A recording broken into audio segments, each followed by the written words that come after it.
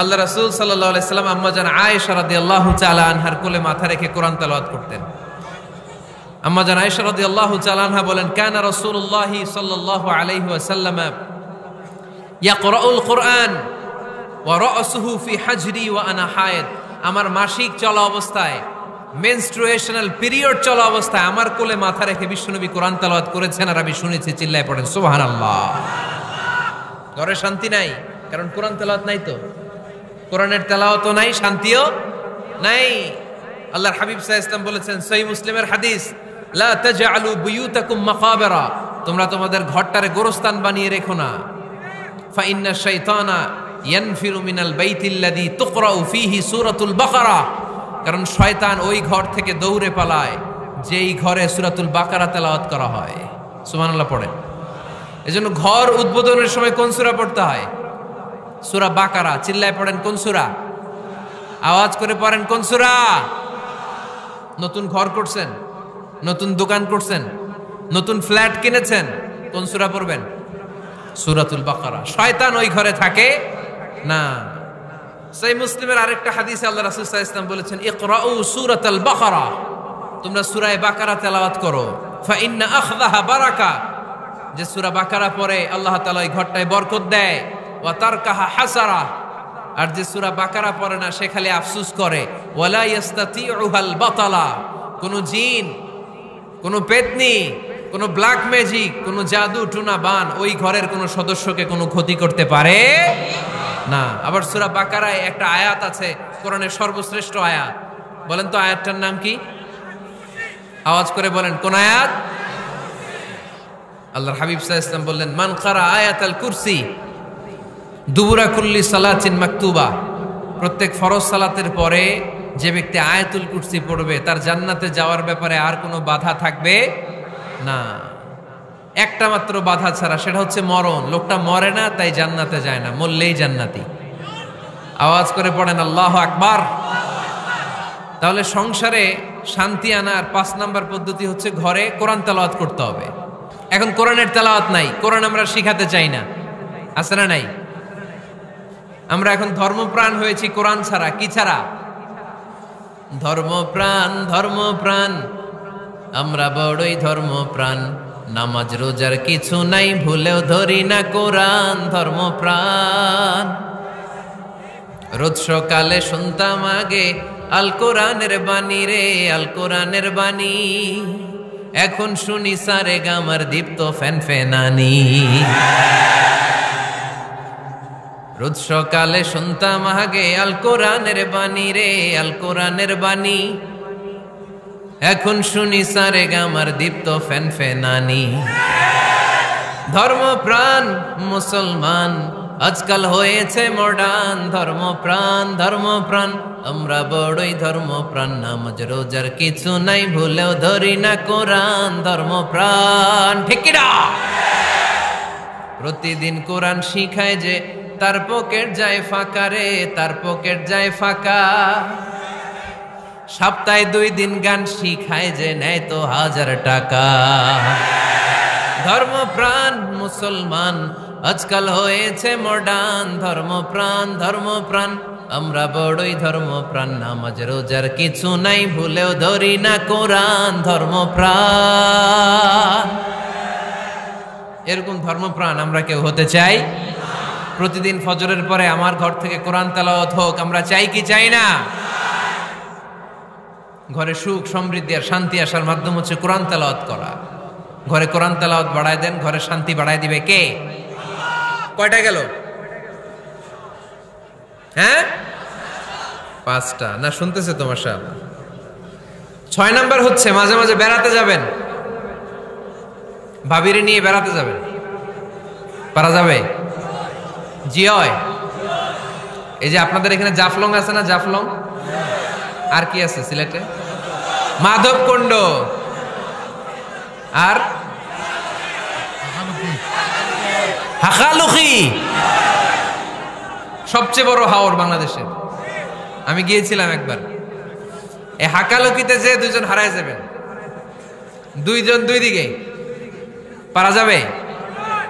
যাবেন। আল্লাহ রাসূল সাল্লাল্লাহু আলাইহি ওয়াসাল্লাম যেতেন স্ত্রীদেরকে নিয়ে মরুভূমিতে বেড়াতে যেতেন, আউটিং এ যান, মাঝে মাঝে ফ্যামিলি ট্যুরে যান। কুল সিরু ফিল আরদ সুম্মা আনজুরু কাইফা কানা আকিবাতুল মুকাজ্জিবিন।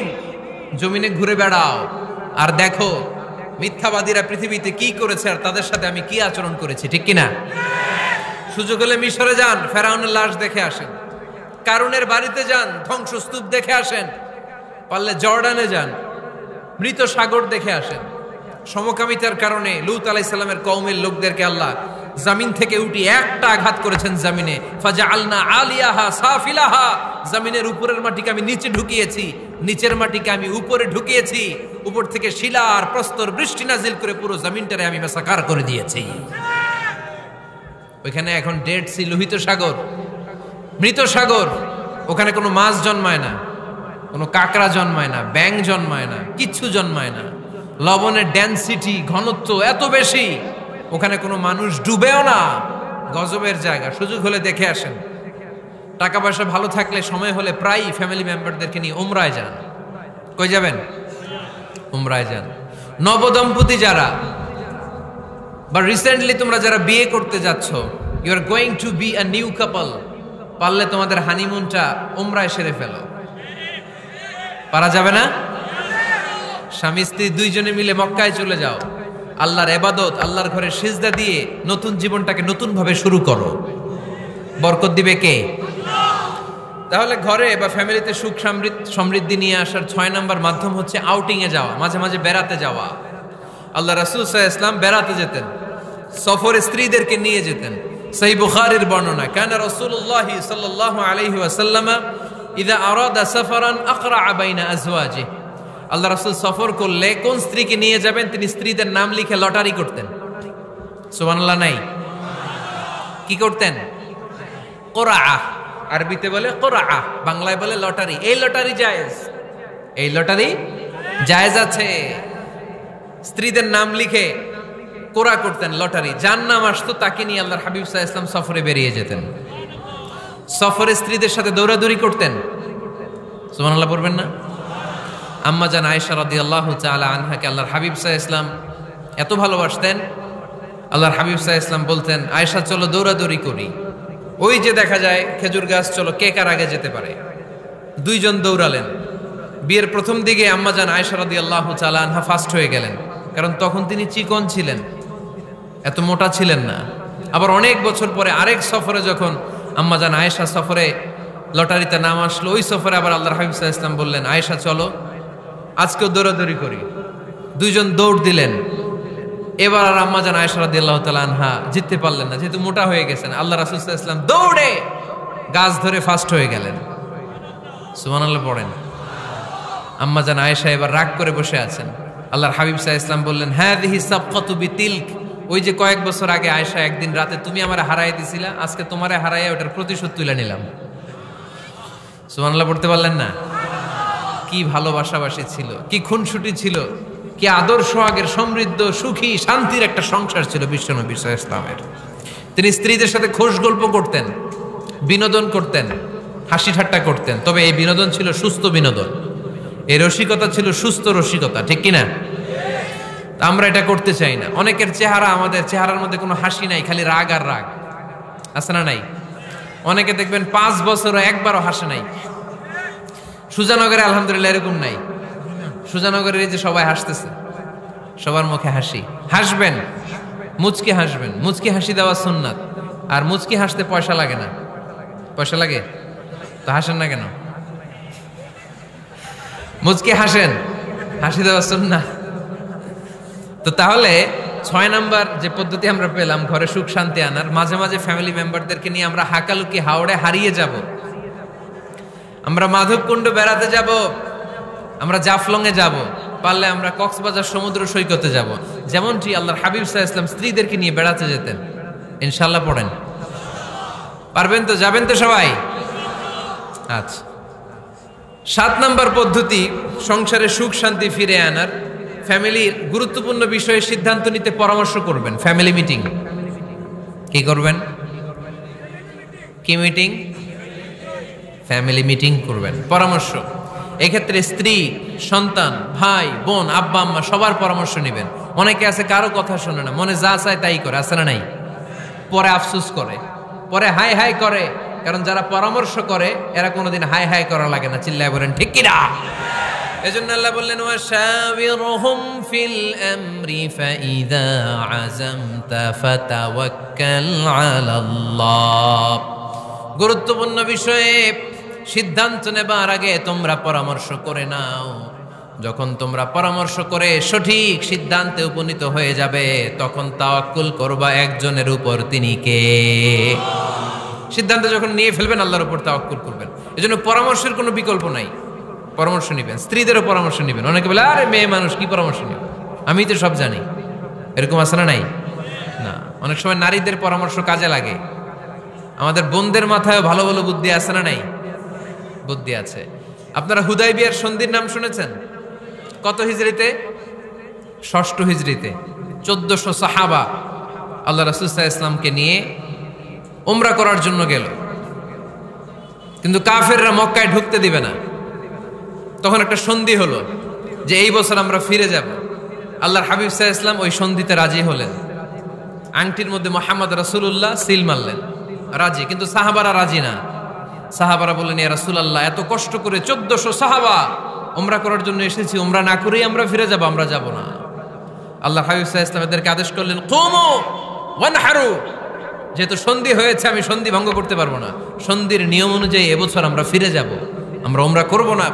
আর যেহেতু আমরা পশু নিয়ে এসেছি, সবাই পশু জবাই করো, মাথার চুল হালাক করে হালাল হয়ে যাও। কিন্তু কেউ কথা শোনে না, কেউ কথা শোনে না। ১৪০০ সাহাবা বসে আছেন। আল্লাহ রাসূল সাল্লাল্লাহু আলাইহি ওয়াসাল্লাম ধমক দিয়ে আদেশ করলেন কুমু ওয়ানহারু, দাঁড়াও, পশুগুলোকে জবাই করো, মাথার চুল ফেলে দিয়ে হালাল হয়ে যাও। কেউ কথা শোনে না। আবার বললেন কুমু ওয়ানহারু, ১৪০০ সাহাবা, কেউ শোনে না। আল্লাহর হাবিব সাল্লাল্লাহু আলাইহি ওয়াসাল্লাম এত বিব্রতকর পরিস্থিতিতে কখনো পড়েন নাই, কোনোদিন না। মনটা খারাপ করে আল্লাহ রাসূল সাল্লাল্লাহু আলাইহি ওয়াসাল্লাম তাঁবুর ভিতরে ঢুকে গেলেন। ওই সফরে লটারিতে নাম এসেছিল উম্মে সালামা রাদিয়াল্লাহু তাআলা আনহার। সুবহানাল্লাহ পড়বেন না? উম্মে সালামা রাদিয়াল্লাহু তাআলা আনহা আমাদের আম্মা জান, আল্লাহ রাসূল সাল্লাল্লাহু আলাইহি ওয়াসাল্লামের স্ত্রী। বিশ্বনবী সাল্লাল্লাহু আলাইহি ওয়াসাল্লামকে চিন্তিত আর বিমর্ষ দেখে জিজ্ঞেস করলেন ইয়া রাসূলুল্লাহ, কি সমস্যা? আল্লাহর হাবিব সাল্লাল্লাহু আলাইহি ওয়াসাল্লাম পুরো ঘটনাটা খুলে বললেন। খুলে বলার পরে এবার উম্মে সালামা বলেন ইয়া রাসূলুল্লাহ, আমার মাথায় এক বুদ্ধি আছে। আমার মাথায় কি আছে? এক বুদ্ধি আছে, আপনি চাইলে এটা আমল করতে পারেন। আল্লাহর হাবিব সাল্লাল্লাহু আলাইহি ওয়াসাল্লাম বললেন কি বুদ্ধি আছে তোমার মাথায়, বলো। উম্মে সালামা রাদিয়াল্লাহু তাআলা আনহা বললেন ইয়া রাসূলুল্লাহ সাল্লাল্লাহু আলাইহি ওয়াসাল্লাম, আপনি কারোর সাথে কথা বলবেন না, কাউকে আদেশ করবেন না। আপনি নিজে ঘর থেকে এখন বের হয়ে যাবেন, নিজেই আপনার ওটটাকে আপনি নহর করে ফেলবেন, মানে জবাই করে ফেলবেন। এরপর আপনার চুল যে সাহাবা সব সময় কেটে দেয় তাকে আদেশ করবেন আপনার চুল ফেলে দেওয়ার জন্য। বাকিটা কি হয় নিজেই দেখবেন। সুবহানাল্লাহ পড়বেন না? উম্মে সালামা রাদিয়াল্লাহু তাআলা আনহার পরামর্শ অনুযায়ী আল্লাহর হাবিব সাল্লাল্লাহু আলাইহি ওয়াসাল্লাম তাবু থেকে বের হলেন। নিজ হাতে ছুরি দিয়ে উটকে নহর করলেন। উট জবাই করা যায় না। কুরবানির সময় ঈদুল আজহায় ১০-১২ জন মিলে গরুকে রশি দিয়ে বেঁধে মাটিতে শুইয়ে গলার মধ্যে আমরা যেভাবে জবাই করি, উটকে ওইভাবে জবাই করা যায় নাকি? আরব বিশ্বে আমাদের ভাইরা ছিল, তারা জানে উট জবাই হয় না, উটকে করতে হয় নহর। আল্লাহর হাবিব সাল্লাল্লাহু আলাইহি ওয়াসাল্লাম নিজে ছুরি নিয়ে ওটার গলার মধ্যে এরকম খোঁচা মারলেন, ফিনকি দিয়ে ঝমঝম করে রক্ত বেরোতে শুরু করলো, নহর হয়ে গেল। সাহাবারা দৃশ্য দেখে অবাক। আল্লাহর হাবিব বললেন আইনা হালিকি, আমার মাথার চুল হালাক করে দেয় ওই সাহাবী কই? আমার সেলুনম্যান কোথায়? আমার বারবার কোথায়? আল্লাহর হাবিবের কথা শুনে বিশ্বনবীর ওই সাহাবী এসে দাঁড়িয়ে গেল। আল্লাহর হাবিব বলল আমার মাথার চুল তুমি ফেলে দাও। ওই সাহাবী বিশ্বনবীর মাথার চুল ফেলে দিল। এই দৃশ্য দেখে ১৪০০ সাহাবী ধৈর্য ধারণ করতে পারলো না, দাঁড়িয়ে থাকতে পারলো না। এই দৃশ্য দেখা মাত্র ১৪০০ সাহাবী সবাই দাঁড়িয়ে নিজেদের পশু জবাই করে সবাই নিজেদের মাথা হালাক করে হালাল হয়ে গেল। আওয়াজ করে পড়েন আল্লাহু আকবার। The problem solved. কার পরামর্শে? কার পরামর্শে? স্ত্রীর পরামর্শে। আল্লাহর হাবিব সাল্লাল্লাহু আলাইহি ওয়াসাল্লাম কারোর সাথে কথা না বলে বের হয়ে নহর করলেন, নিজের মাথার চুল ফেলে দিলেন। এই দৃশ্য যখন সাহাবারা দেখলো যে নবী এটা করেছে, আর বসে থাকা যায় না। ৩ বার আদেশ করার পরেও আমরা অনেক আবেগ দেখিয়েছি, আর আবেগ নয়, আমার নবী যাই করেছে আমরা তাই করব। 1400 সাহাবা পশু জবাই করা শুরু করে দিল, মাথার চুল ফেলে দিয়ে হালাল হয়ে গেল। আওয়াজ করে পড়েন সুবহানাল্লাহ। তার মানে মাঝে মাঝে নারীদের পরামর্শেরও দরকার আছে না নাই? এজন্য একা একা সিদ্ধান্ত নেবেন না, নারীদের কাছ থেকেও পরামর্শ নেবেন। আল্লাহর হাবিব সাল্লাল্লাহু আলাইহি ওয়াসাল্লাম নারীদের পরামর্শের গুরুত্ব দিয়েছেন। মাঝে মাঝে জুনিয়রদের পরামর্শ নিতে হয়, ছোট্ট বাচ্চাদের পরামর্শ নিতে হয়। ছোট্ট বাচ্চাদেরকে বোকা মনে করবেন না, ছোট্ট ছেলে মেয়েদেরকে বোকা ভাববেন না, ওদের মাথায় বুদ্ধি আছে। মাঝে মাঝে জুনিয়ররা সিনিয়রদেরকে হারায় দেয়, আছে না নাই? আল্লাহর হাবিব সাল্লাল্লাহু আলাইহি ওয়াসাল্লামের একটা বৈশিষ্ট্য ছিল, তিনি কিছু খেলে খাওয়ার পরে বন্টন করলে কোন দিক দিয়ে করতেন? আওয়াজ করে বলেন না, ডান দিক থেকে। একবার তিনি দুধ খেলেন, দুধ খেয়ে বন্টন করবেন, কিন্তু ডান দিকে দাঁড়িয়ে ছিল একটা ছোট্ট ছেলে আর বাঁ দিকে মুরব্বী সাহাবারা। আল্লাহর হাবিব সাল্লাল্লাহু আলাইহি ওয়াসাল্লাম এই ছোট্ট ছেলের কাছ থেকে অনুমতি চাইলেন। তার মানে ছোট্টদেরও পরামর্শের দরকার আছে না নাই? আল্লাহর হাবিব বললেন, আতাযানু লি আন উ'তিয়া হাউলা, আমার স্বভাব হলো খাবার বন্টনের সময় ডান দিক থেকে করি, কিন্তু এখন ডান দিকে তুমি ছোট্ট মানুষ, বাম দিকে বয়স্ক সাহাবারা, তুমি যদি অনুমতি দাও তোমার আগে বয়স্ক সাহাবাদেরকে দিয়ে আমি খাবার বিতরণ করতে চাই। ছোট্ট ছেলেটা বলল, ইয়া রাসূলুল্লাহ লা উসিরু বিনাসিবি মিনকা আহাদান, আপনার এই বরকতের জিনিস আমি অন্য কাউরে দিতে চাই না, আমার ভাগেরটা আমি আগে খাইতে চাই, যেহেতু হিসাবে আমি পাই আমারে আগে দেন, আমি দিব না। সুবহানাল্লাহ পড়েন। সে যেহেতু রাজি হয় নাই, আল্লাহ রাসূল সাল্লাল্লাহু আলাইহি ওয়াসাল্লাম দিতেও পারে নাই। আল্লাহর হাবিব সাল্লাল্লাহু আলাইহি ওয়াসাল্লাম দুধের পেয়ালাটা মুরব্বিদের হাতে না দিয়ে ছোট্ট বাচ্চার হাতে তুলে দিয়েছে। চিল্লায় পড়েন আল্লাহু আকবার। তাহলে ছোট্ট বাচ্চাদের পরামর্শের দলিল আছে না নাই? আল্লাহ রাসূল সাল্লাল্লাহু আলাইহি ওয়াসাল্লাম একবার ওয়াজ করতেছেন, সহিহ বুখারীর বর্ণনা। আল্লাহর হাবিব সাল্লাল্লাহু আলাইহি ওয়াসাল্লাম বললেন, ইন্না মিনাশ শাজারি শাজারা, এক ধরনের গাছ আছে, লা ইয়াসকুতু ওয়ারাকুহা, যেই গাছের পাতা কোনোদিন ঝরে না, পাতা পড়ে না, একটা গাছ আছে। মাসালুহা কামাসালিল মুসলিম, এই পাতার দৃষ্টান্ত মুসলিমের দৃষ্টান্ত একই। হাদ্দিসুনি মা হিয়া, দেখি তো কোন সাহাবী বলতে পারে এটা কোন গাছ? আল্লাহর হাবিব বললেন, এমন একটা গাছ আছে যেই গাছের কোনো পাতা ঝরে না। এই পাতার দৃষ্টান্ত, গাছের দৃষ্টান্ত, মুমিনের দৃষ্টান্ত একরকম। ফাহাদ্দিসুনি মা হিয়া, কে আছো বলতে পারো এটা কোন গাছ? কেউ পারে না। সাহাবারা মনে করছে এটা মরুভূমির কোন একটা গাছ হবে। কেউ বাড়ির পাশে যে খেজুর গাছ আছে এটা খেয়াল করে নেই, সবাই চলে গেছে অন্য গাছের দিকে। ক্যাকটাস, গুলমলতা, মরুভূমির রেয়ার যে গাছগুলো আছে, দুর্লভ দুষ্প্রাপ্য গাছগুলো, তারা এক একজন একটার পর নাম বলতে আরম্ভ করলো। আল্লাহ রাসূল সাল্লাল্লাহু আলাইহি ওয়াসাল্লাম বললেন হয় নাই, একজন বলে একটা, আল্লাহর হাবিব বললেন হয় নাই। সবশেষে কেউ যখন পারে না, আল্লাহ রাসূল সাল্লাল্লাহু আলাইহি ওয়াসাল্লাম বললেন, ইন্নাহা আন-নাখলা, এটা খেজুর গাছ। এটা কি গাছ? সবাই বলেন, কি গাছ? খেজুর গাছ। কেউ পারে নাই। ওয়াজ শেষ, নসিহত শেষ, সবাই বাড়ি ফিরে যাচ্ছে। সাইয়েদনা ওমর ফারুক রাদিয়াল্লাহু তাআলা আনহু উনি ওনার ছেলে আব্দুল্লাহ ইবনে ওমরকে নিয়ে যাচ্ছে। আব্দুল্লাহ ইবনে ওমর হঠাৎ করে বললেন, আব্বা, আল্লাহ রাসূল যখন জিজ্ঞেস করেছিল এটা কোন গাছ, আমি কিন্তু জানতাম এটা খেজুর গাছ, আমি কিন্তু জানতাম। ওমর ফারুক বললেন, বলো নাই কেন? আব্দুল্লাহ ইবনে ওমর বলেন, আব্বা আপনি পারেন না, আমার চাচা আবু বকর পারে না, মুরব্বী সাহাবারা কেউ পারে না, আমি মাঝখান দিয়ে কেমনে বেয়াদবি করি? সুবহানাল্লাহ পড়বেন না? ওমরে ফারুক বললেন, বলো কি, তুমি যদি আজকে বিশ্বনবীর সামনে উত্তরটা দিতে পারতা, আমার ছেলে উত্তর দিতে পেরেছে, এটা জেনে আমার বুকটা এত বড় হয়ে যেত। ও আব্দুল্লাহ, কেন তুমি বললা না? আজকে কেউ প্রশ্নের উত্তর করতে পারে নাই, তুমি যদি বিশ্বনবীর সামনে দাঁড়িয়ে প্রশ্নের উত্তর করতে পারতা, আমার বুকটা এত বড় হয়ে যেত, কেন বললা না?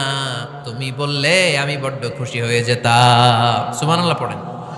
তার মানে মাঝে মাঝে জুনিয়ররা সিনিয়রদেরকেও হার মানায় দেয়, এরকম আছে না নাই? এজন্য পরামর্শ করবেন, অবশ্যই পরামর্শ করবেন। সাইয়েদনা ওমর ফারুক যখন খলিফা, তিনি মুরব্বীদের মিটিংয়ে একটা ছোট্ট বাচ্চাকে রাখতো, অল্প বয়স্ক এক সাহাবী, ওই সাহাবীর নাম আব্দুল্লাহ ইবনে আব্বাস রাদিয়াল্লাহু তাআলা আনহু। মুরব্বীরা মনে কষ্ট পেলেন, কিরে এই ছেলের সমান নাতি আছে আমার ঘরে, আমার নাতি আছে এই ছেলের সমান, এই ছেলেকে কেন রাখে? ওমর ফারুক বললেন, একদিন দেখাই দিব আপনাদেরকে কেন রাখি। ওমর ফারুক একদিন সবাইকে বললেন, ইযা জাআ নাসরুল্লাহি ওয়াল ফাতহ ওয়া রাআইতান নাসা ইয়াদখুলুনা ফি দীনিল্লাহি আফওয়াজা, এটা কোন প্রেক্ষাপটে নাজিল হয়েছে আপনারা কে জানেন বলেন তো? এক সাহাবী বললে, এই সূরা দ্বারা বোঝানো হয়েছে আমাদের যখন বিজয় অর্জিত হবে তখন যেন আমরা বেশি বেশি আল্লাহর প্রশংসা করি। ওমর ফারুক বললেন, উত্তর হয় নাই। আরেক বয়স্ক সাহাবী বললেন, আমাদেরকে রব্বুল আলামিন বড় বড় শহর বিজয়ের ব্যাপারে আদেশ দিয়েছে। এই সূরা দ্বারা আমি এটা বুঝেছি। ওমরে ফারুক বললেন হয় নাই। কেউ যখন উত্তর করতে পারে নাই, ওমরে ফারুক বললেন, ও আব্দুল্লাহ ইবনে আব্বাস, তুমি এই সূরার ব্যাপারে কি জানো?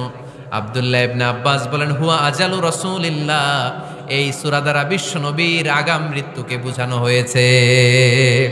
ইযা জা নাসরুল্লাহি ওয়াল ফাতহ, নবী হে যখন বিজয় আসবে, আল্লাহর পক্ষ থেকে সাহায্য আসবে, ওয়ারাআইতান নাসা ইয়াদখুলুনা ফি দীনিল্লাহি আফওয়াজা, আপনি দেখবেন দলে দলে বানের পানির মতো লোকজন কালিমার ছাতার নিচে প্রবেশ করতেছে।